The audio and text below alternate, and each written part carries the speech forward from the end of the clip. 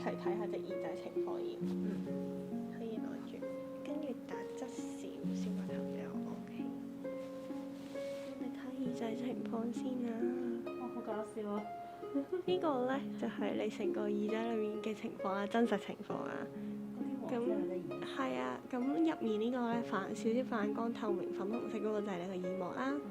呢個就係你耳膜，咁就冇乜大問題嘅，耳度都冇偏紅情況啊，各方面嘅。咁出少少呢個就係你外耳道啦。